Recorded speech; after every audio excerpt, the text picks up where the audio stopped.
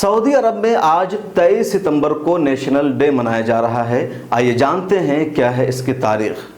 1923 میں عثمانی امپائر کے خاتمہ کے بعد عرب ممالک پر برطانیہ کا کنٹرول ہو گیا تھا۔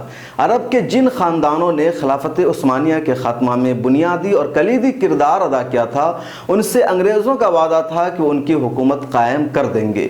20 مئی 1927 کو جدہ میں ایک معاہدہ ہوا جس کے مطابق برٹش امپائر نے عرب میں حجاز اور نجد کے خطے پر شاہ عبدالعزیز ابن آل سعود کی حکومت کو تسلیم کیا۔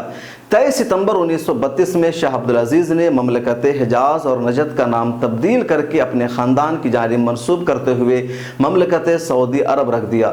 اسی مناسبت سے ہر سال سعودی عرب میں 23 ستمبر کو نیشنل ڈے منایا جاتا ہے۔ عرب میں اسی کا نام ہے المملکۃ العربیہ السعودیہ اور انگریزی میں کنگڈم آف سعودی عربیہ۔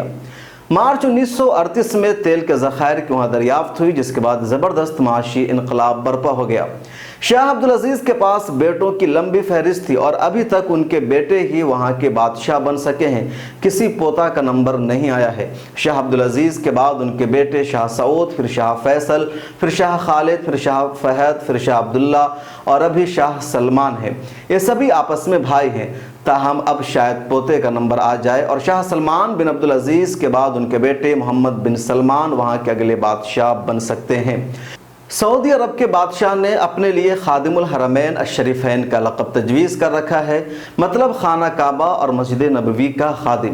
سعودی حکمرانوں کی انکساری ہے اور اللہ تعالیٰ کی عبادت گاہ سے خصوصی تعلق کی دلیل ہے کہ انہوں نے خود کو کنگ اور بادشاہ کہلانے کے بجائے خادم الحرمین الشریفین کا لقب اختیار کیا۔